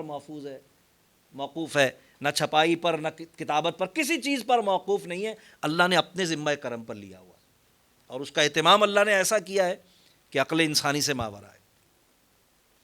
تو رب کائنات نے ارشاد فرمایا کہ فی کتاب مکنون، محفوظ نوشتہ میں. محفوظ ہونے کے اعتبار سے بھی میں نے بتا دیا، اور محفوظ کیے جانے کے اعتبار سے بھی. تو اس اعتبار سے قرآن سے زیادہ محفوظ. یہی وجہ ہے کہ کیونکہ باقی کتابوں کے متعلق اللہ نے یہ بات نہیں فرمائی تھی، تو باقی کتابوں میں تحریف ہو گئی، زبور میں ہو گئی، توریت میں ہو گئی، انجیل میں ہو گئی. آج دنیا میں ان کتابوں کے ماننے والے بھی اس بات سے انکار نہیں کر سکتے کہ ایک ایک کتاب کے کئی کئی ورژن موجود ہیں، دستیاب ہے مارکیٹ میں. لیکن قرآن کریم فرقان حمید دنیا کے کسی کونے میں، آباد ترین شہر سے لے کر ویران ترین جنگل تک، اگر کسی کے پاس ہے تو اپنی اصل صورت میں، اس میں کوئی اپنی ساری صلاحیتیں اور سارے وسائل ملا کر بھی کفار اور مشرکین اس میں کامیاب نہیں ہو سکتے. جب وہ اس کی مثل لانے میں کامیاب نہیں ہو سکتے تو تحریف کرنے میں کیسے کامیاب ہو سکتے ہیں؟ حفاظت کا ذمہ تو اللہ نے لیا ہوا. تو رب کائنات نے فرمایا فی کتاب مکنون، یہ عزت والے قرآن کی ایک صفت ہے، اور یہ صفت اس کی عزت میں، اس کی وقت میں، اس کے مستند ہونے میں مزید کارکردگی دکھاتی ہے کہ یہ کتاب عزت والی ہے، اور ایسی عزت والی ہے کہ جب اس کتاب میں تحریف کسی کے لیے ممکن نہیں ہے تو پھر عزت میں کمی بھی کسی کے لیے ممکن نہیں ہے. یعنی پہلے دن سے اس کا جو اعزاز و وقار ہے ہمیشہ ہمیشہ اس کا یہی اعزاز و وقار رہے گا، اس لیے کہ اس کو محفوظ کیا بھی اللہ نے ہے اور اس کو محفوظ رکھا بھی اللہ نے ہے۔ دونوں کام اللہ کی طرف سے ہے نا، اس کی حفاظت کا اہتمام بھی اللہ نے کیا اور اس کو محفوظ لکھے ہوئے ہونے کے اعتبار سے بھی اللہ نے کیا ہے، وہاں تک کسی کی رسائی نہیں ہے۔ پھر اس کی اس صفت کا ذکر کیا جو اہل ایمان کے لیے حکم کا درجہ رکھتی ہے، فرمایا لا یمسہ الا المطہرون، فرمایا گیا کہ اسے نہ چھوئیں مگر باوضو۔ اب کیونکہ یہ اتنی احترام والی کتاب ہے اور اس کا اتنا پروٹوکول ہے، یہ پروٹوکول ہے نا بھائی، قیمتی چیز کو چھپا کے رکھتا ہے آدمی، مکنون کہا گیا حفاظت، تو حفاظت تو قیمتی چیز کی جاتی ہے بھائی، ہمارے گھر میں جو چیز جتنی زیادہ قیمتی ہوتی ہے اتنی زیادہ اس کو حفاظت سے رکھا جاتا ہے، سنبھال کے رکھا جاتا ہے، اس کی حفاظت کو یقینی بنایا جاتا ہے، اس کو محفوظ کیا جاتا ہے۔ تو قرآن کی عزت و اعزاز ہی اس بات کا تقاضا کرتا ہے کہ اس کو محفوظ کیا جائے، اور کیونکہ اس کا محفوظ ہونا اس کے عزت و وقار کی ترجمانی کرتا ہے، تو پھر اس کے عزت و وقار کا تقاضا یہ ہے کہ اسے یوں ہی ہاتھ نہ لگایا جائے جیسے باقی کتابوں کو ہاتھ لگایا جاتا ہے۔ یہی وجہ ہے کہ ہمارے ہاں شریعت اسلامیہ میں قرآن کریم کے لیے ایک ایسا حکم جو کہ ہمیں حضور علیہ السلام کی حیات ظاہری میں نہیں ملتا، بطور واجب جاری کیا گیا ہے، حالانکہ حضور کی حیات میں نہیں تھا وہ کیا ہے؟ وہ ہے قرآن کریم پر غلاف چڑھا کے رکھنا۔ یہ حکم شریعت ہے نہیں، حضور نے کسی حدیث میں حکم نہیں دیا ہے، قرآن کی آیت بھی نہیں ہے، قرآن کی آیت یہ ہے، لیکن اس آیت کا تقاضا یہ بنتا ہے، کیوں؟ اس لیے کہ دیکھیے جب ہم لائبریری میں کتابیں رکھی ہوتی ہیں نا تو قرآن بھی ایک کتاب ہے، تو باقی کتابوں کے ساتھ قرآن بھی رکھا ہوتا ہے۔ اب اگر اس پر غلاف نہ چڑھا ہو تو ظاہر ہے کہ اگر کوئی شخص کتابیں تلاش کر رہا ہے، اٹھا رہا ہے، رکھ رہا ہے، ڈھونڈ رہا ہے کوئی چیز اور وہ بے وضو ہے، یا اس سے بھی آگے کی بات ہے کہ بے غسل ہے، بے وضو قرآن کے چھونے کی ممانعت ہے، پڑھ سکتا ہے چھوئے بغیر اگر پڑھ لے تو، لیکن جو وہ ناپاکی ہوتی ہے جس میں غسل فرض ہوتا ہے اس میں پڑھ بھی نہیں سکتا۔ تو اب کوئی شخص بے وضو ہے یا بے غسل ہے اور وہ لائبریری میں ہے، کوئی کتاب ڈھونڈ رہا ہے، وہ ایک کتاب دیکھتا ہے واپس رکھ دیتا ہے، نہیں یہ نہیں ہے، دوسری، اب اسی میں قرآن شریف بھی رکھا ہوا ہے، تو ظاہر ہے وہ تو بار بار یہ واقعہ دہرائے گا کہ بے وضو قرآن کو چھوئے گا اور ارے یار یہ تو قرآن ہے، واپس رکھ دے گا۔ تو قرآن کی عزت کو، اس کی ناموس کو، اس کے مکنون ہونے کے تقاضے کو اور اس کو محفوظ بسبب عزت والا کلام ہونے کے بنانے کو یہ حکم دیا گیا کہ بھئی اس کو غلاف چڑھا کر رکھا جائے۔ اب جب غلاف کے ساتھ وہ رکھا ہوا ہوگا تو پھر کیا ہوگا کہ پھر کوئی چھوتے وقت اس کو پتا ہے کہ بھئی یہ قرآن شریف ہے، تو وہ چھوئے گا ہی نہیں اس کو۔ اور ویسے اب جو جدید یعنی پرنٹنگ ہوتی ہے تو کتاب کی اس رخ پر جو لائبریری میں نظر آنے والا ہوتا ہے لکھ بھی دیا جاتا ہے کتاب کا نام، تو ایسی جگہ اگر قرآن شریف رکھا ہوا ہے تو ظاہر ہے وہ تو بندہ دیکھ ہی لے گا، لیکن گھروں میں عام طور پر جیسے ویسے کتابیں رکھی ہوتی ہیں اور کتابوں کے ساتھ اگر قرآن رکھا ہے تو اس کی یہ تعظیم، یہ تکریم بار بار خطاً ہی صحیح مگر مجروح ہوگی، تو اس لیے حکم دیا گیا، اس سے اس کا اعزاز اور اکرام ہی ظاہر کرنا ہے۔ اللہ تبارک و تعالی نے جو حکم دیا اس کے حوالے سے وہ دیا کہ لا یمسہ الا المطہرون، اسے نہ چھوئیں مگر باوضو، یعنی کوئی ایسا شخص جو بے وضو ہو وہ اسے ہاتھ نہیں لگا سکتا، بے وضو ہاتھ نہیں لگا سکتا اور بے غسل تو پڑھ بھی نہیں سکتا، یعنی زبانی بھی اگر پڑھنا چاہے تو نہیں پڑھے گا کیونکہ اس کے تقدس کے خلاف ہے۔ اور پھر اس کے بعد اور وہ واقعہ بہت مشہور ہے، صحابہ کرام رضوان اس کا بہت اہتمام کرتے تھے۔ حضرت عمر رضی اللہ عنہ کے ایمان لانے کا واقعہ آپ نے سن رکھا ہے کہ جب وہ اپنی بہن کے گھر گئے تھے، میں تفصیل میں نہیں جاتا، وقت زیادہ ہو رہا ہے، جب وہ اپنی بہن کے گھر گئے تھے اور انہوں نے ان کے ساتھ تشدد والا معاملہ کیا تھا اور کہا لاؤ دکھاؤ تم کیا پڑھ رہی تھی، انہوں نے کہا نہیں میں نہیں دوں گی، تم ناپاک ہو، تم نے غسل نہیں کیا ہوا ہے، غسل کرو پھر تمہیں دوں گی۔ وہ کاغذ پر، چمڑے پر، کسی بھی چیز پر جب تحریر قرآن لکھی ہوئی ہے تو اس کا حکم قرآن والا آئے گا۔ کسی بھی چیز پر لکھی ہوئی، ضروری نہیں ہے کہ وہ کتابی شکل میں ہو، اگر وہ کاغذ پر لکھی ہے، کپڑے پر لکھی ہے، چمڑے پر لکھی ہے، الفاظ قرآن اگر لکھے ہوئے اس پر، تو اس پر قرآن کو چھونے کا حکم آئے گا۔ تو آپ نے منع کر دیا کہ نہیں دوں گی میں، اور مشہور ہے واقعہ کہ پھر حضرت عمر نے غسل کیا اور پھر آپ نے ان کے ہاتھ میں دیا، اور جب انہوں نے پڑھا تو ان کے دل کی کیفیت بدل گئی۔ ظاہر یہ اللہ تعالیٰ کی طرف سے تھا سارا معاملہ، لیکن اس سے پتہ چلتا ہے کہ صحابہ کرام رضوان اس حکم پر سختی سے عمل کرتے تھے، اور اس کے لیے تکالیف بھی اٹھانی پڑے تو اسے برداشت کرتے تھے، لیکن قرآن کے اس تقدس کو پامال نہیں ہونے دیتے تھے۔ وجہ یہی ہے کہ اس کی عزت، اس کا اعزاز، اس کا اکرام اس کے کتاب مکنون ہونے کے تقاضوں میں سے ہے کہ جب اللہ نے اس کو محفوظ فرمایا ہے تو پھر صاحب ایمان کے ایمان کا تقاضا ہے کہ اس کے تقدس کو قائم رکھے۔ تو رب کائنات نے فرمایا کہ لا یمسہ الا المطہرون، اس کو نہ چھوئیں مگر باوضو، جو باوضو ہو وہ اس کو چھوئے۔ ایسا کیوں ہے یہ سارا معاملہ کہ یہ قرآن عزت والا بھی ہے، مکنون یعنی انتہائی محفوظ کیا ہوا بھی ہے، اور اس کو بے وضو چھونے کی اجازت بھی نہیں ہے؟ اس کی حکمت پھر اگلی آیت مبارکہ میں بیان فرمایا تنزیل من رب العالمین، اس لیے کہ یہ کوئی عام کلام نہیں ہے، یہ کوئی عام کتاب نہیں ہے، یہ کوئی عام تحریر نہیں ہے، یہ کسی عام انسان کی کہی ہوئی بات نہیں ہے، بلکہ یہ تو اتارا ہوا ہے سارے جہان کے رب کا۔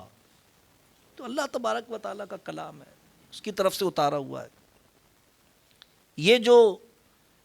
رب کائنات نے ارشاد فرمایا کہ اتارا ہوا ہے سارے جہان کے رب کا، اس میں تنزیل کا لفظ ہے۔ تنزیل کے معنی ہوتے ہیں کسی چیز کا آہستہ آہستہ اوپر سے نیچے آنا، جیسے ہم سیڑھیاں اترتے ہیں نا ایک ایک اسٹیپ، تنزیل کا یہی معنی ہوتا ہے۔ ایک مرض ہوتا ہے ہم لوگوں کو پایا جاتا ہے جس میں ناک سے پانی گرتا ہے، اس کو کہتے ہیں نزلہ۔ نزلہ عربی زبان کا ہی لفظ ہے، نزلہ ینزل نزلا فہو نازل، ٹھیک ہے نا، اس کے معنی اوپر سے نیچے آنا، کیونکہ یہ دماغ سے پانی ناک کے ذریعے باہر آتا ہے تو یہ اوپر سے نیچے آنے کی وجہ سے اس کو نزلہ کہتے ہیں۔ اس کے معنی اوپر سے نیچے آنا، کیونکہ قرآن لوح محفوظ میں لکھا ہوا ہے۔ اور یہ بھی ذہن میں رہے کہ قرآن کریم جو نازل ہوا ہے وہ تو مختلف واقعات کے تناظر میں، یعنی الگ الگ شان نزول ہے آیات کی، مختلف مواقع پر حسب ضرورت نازل ہوا، لیکن یہ جو ترتیب آج قرآن کریم کی ہمارے پاس ہے یہ نزول کے اعتبار سے نہیں ہے۔ اگر نزول کے اعتبار سے ترتیب ہوتی تو پھر تو قرآن یعنی کتابی شکل میں جب لکھا ہوا ہوتا تو اس کی ابتدا اقرا بسم ربک الذی خلق سے ہونی چاہیے تھی، کیونکہ نازل تو سب سے پہلے وہ ہوئی تھی۔ لیکن ترتیب جو نزول کی تھی وہ تو وقت اور تقاضوں اور مواقع اور معاملات اور واقعات کی وجہ سے تھی، لیکن جو ترتیب آج ہمارے پاس مصحف کی صورت میں موجود ہے یہ ترتیب حضور علیہ الصلاۃ والسلام نے اس ترتیب کے مطابق کروائی ہے جو آپ کی نگاہ نبوت لوح محفوظ میں دیکھ رہی تھی، یعنی جو ترتیب جس ترتیب سے وہاں لکھا ہوا ہے سرکار علیہ السلام نے اسی ترتیب سے صحابہ کرام کو لکھوا دیا، اور صحابہ کرام نے اسی ترتیب سے اس کو لکھ دیا۔ تو اللہ تبارک و تعالیٰ نے اسے آہستہ آہستہ نازل فرمایا، اور یہ خصوصیت صرف قرآن کی ہے، یعنی پچھلی جو کتابیں نازل ہوئیں ان کا یہ معاملہ نہیں تھا۔ مشہور واقعہ ہے کہ حضرت موسیٰ علیہ السلام کو جب اللہ تبارک تعالیٰ نے عطائے توریت کا معاملہ کیا تو مشہور ہے، قرآن کریم نے بھی اس واقعے کو بیان کیا ہے کہ اللہ تبارک و تعالیٰ نے حکم دیا کہ آپ طور پر تشریف لائیں اور اللہ تبارک و تعالیٰ کی رضا کے لیے وہاں پر آپ 10 راتیں قیام فرمائیں، 30 راتیں قیام فرمائیں، 30 راتوں کے قیام کا حکم دیا گیا۔ حضرت موسیٰ علیہ السلام نے قیام فرمایا، طور جو کہ ایک پہاڑ کا نام ہے اس کے دامن میں، اور اللہ تبارک و تعالیٰ نے وہاں پر آپ کو طلب فرمایا۔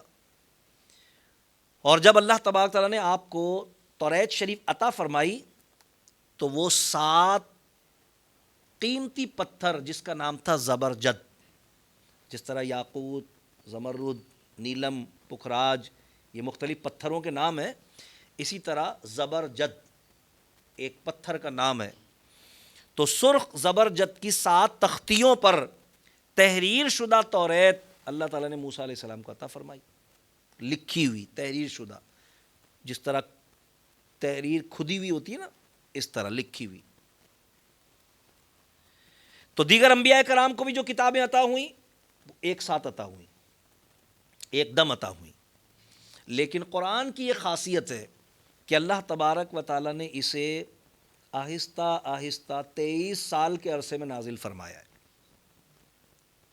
23 سال کا عرصہ ہے قرآن کریم کے نزول کا، جس میں اللہ تبارک و تعالیٰ نے اس کو حسب منشا، حسب موقع، حسب ضرورت، حسب حال نازل فرمایا۔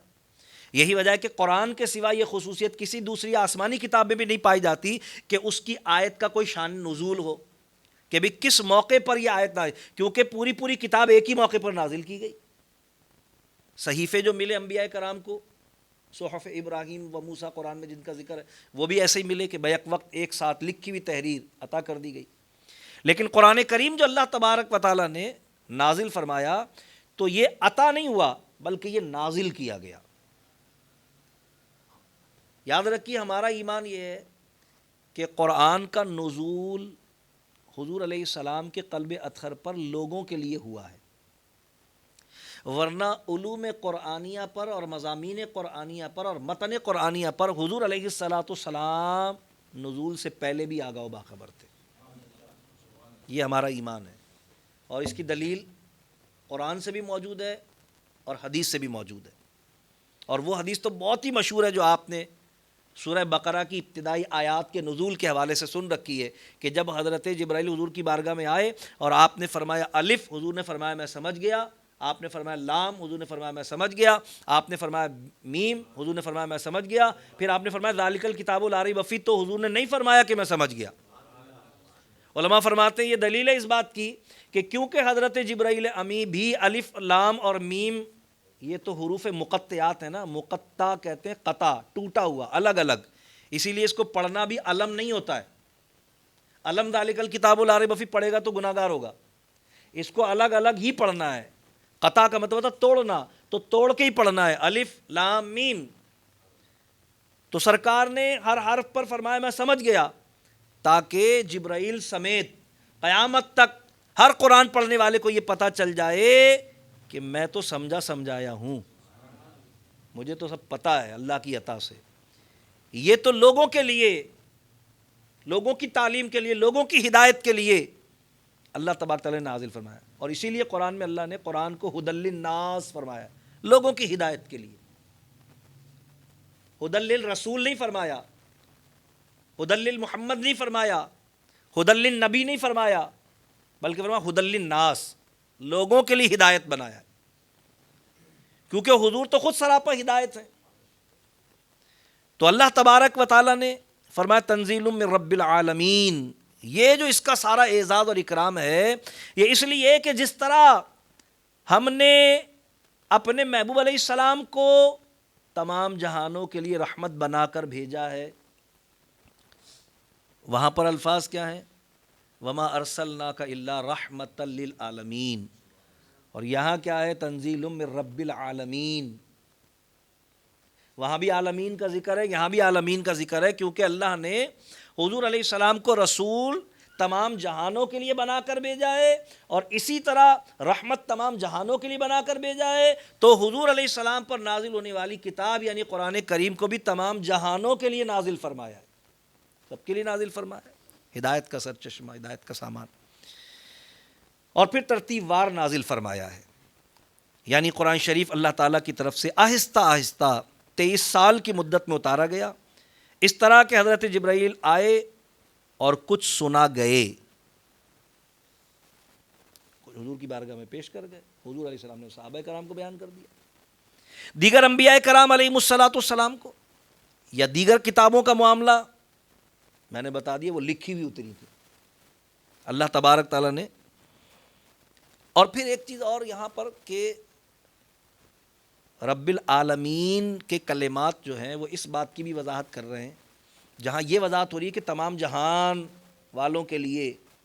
تمام جہانوں کے لیے اسے ہدایت کا سرچشمہ بنایا ہے، وہیں رب کا لفظ یہ بھی وضاحت کر رہا ہے، رب کہتے ہیں پالنے والے کو، رب کا لفظ یہ بھی وضاحت کر رہا ہے کہ جس طرح ہم تمہارے جسموں کے پرورش کرنے والے ہیں، اسی طرح ہم تمہاری روحوں کے پرورش کرنے والے بھی ہیں، تو جس طرح ہم نے تمہاری جسمانی غذا کے لیے پھل، سبزیاں، میوے پیدا کیے ہیں، اسی طرح تمہاری روحانی غذا کے لیے ہم نے وحی اور نزول قرآن کا اہتمام بھی کیا، انبیاء بھیجے، ان پر کتابیں نازل کی، یہ روحانی تمہاری پرورش، روحانی ارتقاء کے لیے، تمہاری روحوں کو پروان چڑھانے کے لیے، تمہاری روح کی غذا ہے یہ۔ بدقسمتی سے آج لوگ میوزک کو روح کی غذا کہتے ہیں، ایسا کہنا سخت گناہ ہے، حرام ہے، کیونکہ اس میں حدیث مبارکہ کی نفی ہے۔ اللہ تبارک تعالیٰ نے قرآن کریم میں اور حضور علیہ السلام نے حدیث مبارکہ میں اللہ تبارک تعالیٰ فرماتا ہے الا بذکر اللہ تطمئن القلوب، لوگوں کے دلوں کا اطمینان اللہ کے ذکر، اس کی یاد کے ساتھ ہے۔ اور حضور علیہ السلام نے ارشاد فرمایا قرآن تمہاری روحوں کی غذا ہے، تمہارے باطن کا چین، تمہارے وجدان کا قرار صاحب ایمان کے لیے اللہ نے قرآن کے ساتھ وابستہ کیا ہے۔ تو معاذ اللہ یہ کہنا کہ بھئی میوزک روح کی غذا ہے، حضور علیہ السلام نے اپنی بعثت کے مقاصد میں سے ایک مقصد بیان فرمایا کہ میں آلات موسیقی توڑنے کے لیے مبعوث کیا گیا ہوں۔ تو میوزک روح کی غذا نہیں ہے معاذ اللہ، بلکہ اللہ کا ذکر، اور ظاہر ہے کہ اللہ کے ذکر میں قرآن سر فہرست ہے، نماز اللہ کا ذکر ہے، قرآن اللہ کا ذکر ہے، اور یہ دونوں ایک ساتھ ہے۔ میں نے بتا دیا نماز کے بغیر قرآن اور قرآن کے بغیر نماز دونوں ادھورے ہیں، کیونکہ قرآن نماز کا حکم دیتا ہے، اور نماز اپنے پڑھنے والے سے قرآن صحیح پڑھنے اور یاد کرنے کا تقاضا کرتی ہے، تو دونوں ایک دوسرے کے ساتھ جڑے ہوئے ہیں۔ تو رب کائنات نے فرمایا، رب العالمین کہہ کر یہ بھی وضاحت کر دی کہ یہ تمام جہان والوں کی ہدایت کا سرچشمہ ہے، اور روحوں کی غذا، روحوں کی توانائی، روحوں کی تندرستی کا سبب، دوا اور غذا دونوں، اسی لیے اس کو شفا فرمایا گیا، وَنُنَزِّلُ مِنَ الْقُرْآنِ مَا هُوَ شِفَاء، یہ ہم نے اس کے ساتھ وابستہ کی ہوئی ہے۔ اور پھر رب کائنات ارشاد فرماتا ہے کہ أَفَبِهَذَا الْحَدِيثِ أَنْتُمْ مُدْهِنُونَ، تو کیا اس بات میں تم سستی کرتے ہو؟ کس بات میں سستی کرتے ہو؟ حدیث، لفظ حدیث کے معنی ہے بات، حضور علیہ اصطلاح شریعت میں حضور علیہ السلام کی کہی ہوئی بات کو حدیث کہا جاتا ہے۔ لیکن اگر آپ غور کریں تو آپ کو پتہ چلے گا کہ قرآن پر بھی حدیث کا اطلاق ہوتا ہے، کیونکہ حدیث کہتے ہیں حضور کے منہ سے کہی ہوئی بات کو، تو قرآن بھی تو حضور کے منہ سے کہا ہوا ہے۔ قرآن کس نے کہہ کے سنایا؟ حضور نے۔ حضرت جبرائیل حضور کے سامنے قرآن پڑھتے تھے، لیکن صحابہ کرام حضرت جبرائیل کا پڑھا ہوا قرآن نہیں سن سکتے تھے، سن ہی نہیں سکتے تھے۔ یہ میں نہیں کہہ رہا ہوں کہ سنتے نہیں تھے، سن نہیں سکتے تھے، کیونکہ وہ الفاظ وحی ہوتے، اور الفاظ وحی غیر نبی نہیں سن سکتا۔ سرکار ہی سنتے تھے، سرکار ہی سمجھتے تھے، سرکار ہی اسے محفوظ کرتے تھے، اور سرکار ہی اسے بیان کرتے تھے۔ پھر جب سرکار علیہ السلام اسے بیان کرتے تھے تو اپنے منہ سے بیان کرتے تھے، تو اس اعتبار سے قرآن پر بھی حدیث کا اطلاق ہوتا ہے، اور اسی لیے ہم کہتے ہیں کہ لوگ کہتے ہیں بھی حدیث کی ضرورت نہیں ہے، ہمارے لیے قرآن کافی ہے. ہم کہتے ہیں قرآن کا قرآن ہونا خود حدیث کا محتاج ہے، کیونکہ جب حضور کوئی بات اپنے ہی منہ سے کہہ کے کہتے تھے یہ اللہ کی بات ہے، یہ اللہ کا کلام ہے، تو وہ قرآن ہو جاتا تھا. یعنی صحابہ اسے قرآن کے طور پر لکھ لیتے تھے، اور جب اپنے منہ سے کہہ کے کوئی بات سرکار فرماتے تھے کہ یہ میرا کلام ہے، تو سرکار اسے بطور حدیث لکھ لیتے تھے. تو جب حضور فرماتے تھے کسی آیت کو پڑھ کر کہ یہ اللہ کا کلام ہے، تو یہ جو حضور کے الفاظ ہوتے تھے یہ اللہ کا کلام ہے، یہ تو حدیث ہی ہوتے تھے نا. لیکن اس حدیث سے ہی تو پچھلے کلام کا کلام الہی ہونا پتہ چلتا تھا. تو پتہ چلا کہ قرآن کا قرآن ہونا خود حدیث سے پتہ چلتا ہے. تو انکار حدیث کا فتنہ جو ہے یہ بنیادی طور پر انکار قرآن پر مبنی ہے. اسی لیے ہم اہل سنت و جماعت کا عقیدہ یہ ہے کہ قرآن اور حدیث کو الگ الگ نہیں کیا جا سکتا، کیونکہ یہ کلام دو ہیں مگر ان کی زبان ایک ہے. کلام تو دو، ایک اللہ کا کلام، ایک رسول کا کلام صلی اللہ علیہ وسلم. لیکن کیونکہ اللہ کلام، اللہ زبان سے پاک ہے، الفاظ سے پاک ہے، آواز سے پاک ہے، کیفیت سے پاک ہے. کلام اللہ کا ہے مگر زبان رسول اللہ صلی اللہ علیہ وسلم کی. تو جب ایک ہی زبان سے دو کلام ہم تک پہنچے تو ان دونوں کلاموں میں اہمیت کے اعتبار سے پھر فرق نہیں ہے. اس لیے قرآن پر حدیث کا اطلاق ہوتا ہے. اور اسی لیے بعض لوگوں نے قرآن کو حدیث کہا ہے، کہا کہ بھئی حدیث کی دو قسمیں ہیں، ایک حدیث مطلوع اور ایک حدیث غیر مطلوع. ایک وہ حدیث جو تلاوت کی جاتی ہے یعنی قرآن، اور ایک وہ حدیث جس کی تلاوت نہیں کی جاتی یعنی حدیث، حضور کا فرمان، جو بات بھی حضور کی اور الفاظ بھی حضور کے. اور یہاں معاملہ یہ ہے کہ کلام اللہ کا ہے، زبان حضور کی ہے، آواز حضور کی ہے، کیفیت حضور کی ہے صلی اللہ علیہ وسلم. تو اللہ تبارک و تعالی فرما رہا ہے کہ افبہذا الحدیث انتم مدہنون، تو کیا اس بات میں تم سستی کرتے ہو؟ کس بات میں سستی کرتے ہو؟ قرآن پر ایمان لانے میں، قرآن کی تعظیم کرنے میں، قرآن کے احکام پر عمل کرنے میں. یہ تین لوگوں کے اعتبار سے تین تشریحیں ہیں اس آیت کی. یعنی جو ایمان نہیں لاتے ان کے لیے بات یہ ہے کہ تم اس میں سستی کر رہے ہو، ایسے کلام پر ایمان لانے میں تم دیر کر رہے ہو یا انکار کر رہے ہو. اس سے زیادہ بدبختی کی اور کیا بات ہو سکتی ہے؟ اور جو ایمان لا چکے ہیں اور خدا نہ خواستہ اس کے احکامات میں سستی کرتے ہیں، تو ان کے لیے بھی یہی بات ہے کہ صرف یہ کہہ لینا کہ بھئی اللہ کا کلام ہے میں مانتا ہوں، اس کا تقاضا پورا نہیں کرتا. تقاضا اس کا یہ ہے کہ اس کے حلال کو حلال اور اس کے حرام کو حرام مانے، اس کے دیے ہوئے حکم اور اس کے روکے ہوئے فرمان پر عمل کرے، کہ جو کرنے کا حکم دیا ہے وہ کرے اور جس کے کرنے سے منع کیا اس سے رکے، ورنہ تو تقاضا پورا نہیں ہوگا نا. تو فرمایا گیا افبہذا الحدیث انتم مدہنون، تو کیا اس بات میں تم سستی کرتے ہو؟ یہاں حدیث سے مراد میں نے عرض کیا کہ قرآن شریف ہے، کیونکہ اس میں ہر قسم کی باتیں ہیں. حدیث کے معنی بات، عربی میں مطلق بات کو حدیث کہتے ہیں، اور قرآن میں ہر قسم کی باتیں ہیں، یعنی احکام بھی ہیں اس میں، مثالیں بھی ہیں اس میں، قصے بھی ہیں اس میں، شریعت اور طریقت کے احکام بھی ہیں اس میں. تو کیونکہ ہر طرح کی باتیں اس میں ہیں، تاریخی معاملات بھی ہیں، آنے والے وقتوں کی خبریں بھی ہیں اس میں، ہر طرح کی باتیں، اس لیے اسے حدیث کہا گیا. اور فرمایا گیا کہ سستی کرنے سے مراد یا تو جو نہیں مانتے ان کا انکار کرنا ہے، یا جو ماننے میں تذبذب کا شکار ہیں ان کا تاخیر کرنا ہے سستی سے مراد، اور یا جو ماننے کا دعویٰ کرتے ہیں اور اس کا احترام اور ادب نہیں کرتے، یعنی احکام کے اعتبار سے بھی کہ مثلا بے وضو چھو لیا، اور اس پر عمل کے اعتبار سے بھی کہ بھی کہہ تو دیا اللہ کا کلام ہے لیکن اس کے حرام کو حرام نہیں جان رہا، پریکٹیکلی اس کو بچ نہیں رہا اس کام سے، یا اس کے دیے ہوئے حکم پر عمل نہیں کر رہا، تو ایسی صورت میں ظاہر ہے وہ گناہ گار ہوگا.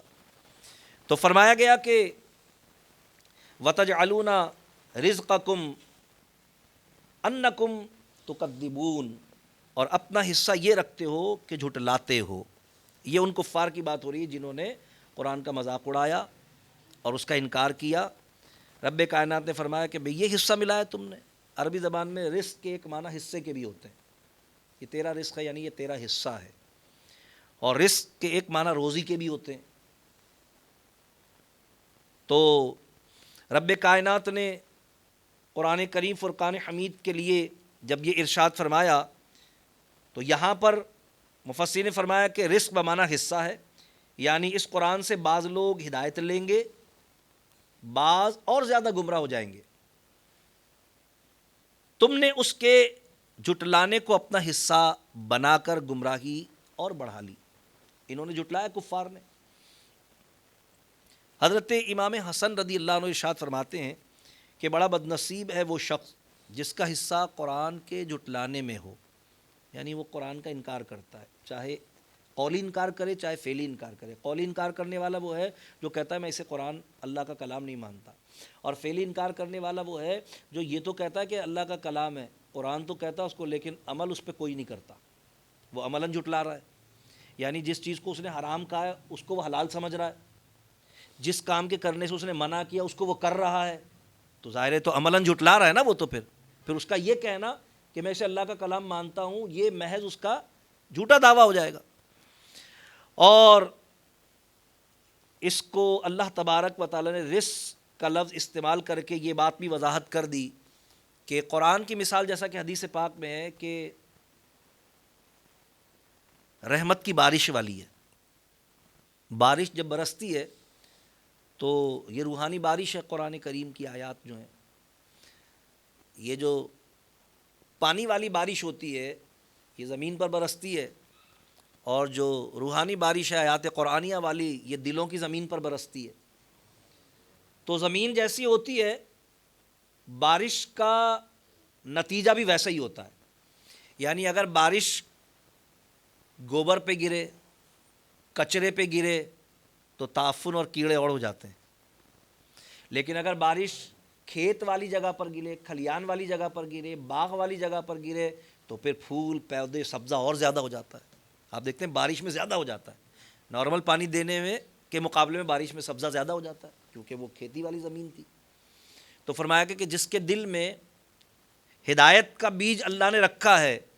تو اس سے تو قرآن کی آیات سے ہدایت لے گا، لیکن جس کے دل میں نفاق کا اور کفر کا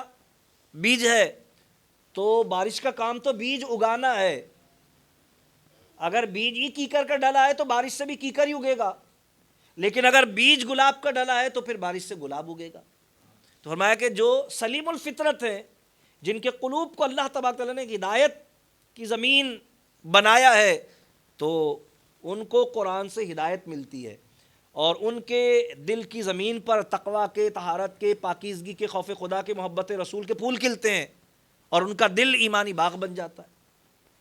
اور جن کے دل کی کیفیت کے خلاف ہے، جیسا کہ قرآن نے ایک اور جگہ فرمایا یضل بہ کثیرا ویہدی بہ کثیرا، یہی قرآن ہے جس کو پڑھ کر بہت لوگ گمراہ ہوتے ہیں، بہت لوگ ہدایت پاتے ہیں. تو قرآن سے ہدایت ظاہر ہے اسی کو نصیب ہوتی ہے جو قرآن کی عظمت اور عزت کو کما حقہ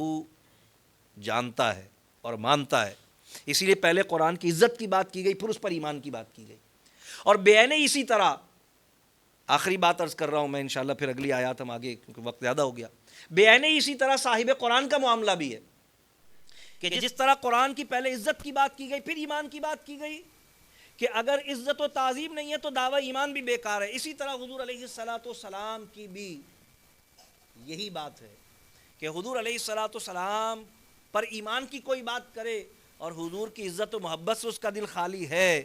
تو قرآن کا بھی یہی معاملہ ہے، صاحب قرآن کا بھی یہی معاملہ ہے کہ ان پر ایمان نفع کا باعث اس کے لیے ہے جو ان کی محبت اور ان کی تعظیم سے اپنے دلوں کو لبریز کیے ہوئے ہیں. اور خدا نہ خواستہ اگر میں نے بتایا آپ کو پہلے قرآن کی عزت کی بات کی گئی، عظمت کی بات کی گئی، اس کی شان کی بات کی گئی، اس کی بلندی درجات کی بات کی گئی، پھر اس پر ایمان کی بات کی گئی، اور ایمان نہ لانے پر بدنصیبی اور محرومی کی بات کی گئی. بالکل یہی معاملہ صاحب قرآن صلی اللہ علیہ وسلم کا بھی ہے کہ حضور کی محبت، حضور کی تعظیم، حضور کا ادب ہی کسی کو دنیا اور آخرت میں اس کے اعمال کی قبولیت کا اور اللہ کی بارگاہ میں محبوبیت اور مقبولیت کا حقدار بنا سکتی ہے. اس کے سوا قرآن اور صاحب قرآن سے زبانی دعویٰ کرنے والے نفع حاصل نہیں کر سکتے. اللہ تبارک و تعالیٰ کی بارگاہ میں دعا، اللہ تبارک و تعالیٰ ہم سب کو قرآن اور صاحب قرآن صلی اللہ علیہ وسلم کی کما حقہ تعظیم و محبت کی توفیق عطا فرمائے، اور قرآن اور صاحب قرآن صلی اللہ علیہ وسلم کی رحمت و برکات و فیوض سے دنیا میں، قبر میں، حشر میں اور آخرت میں متمتع فرمائے۔ وآخر دعوانا ان الحمد للہ رب العالمین۔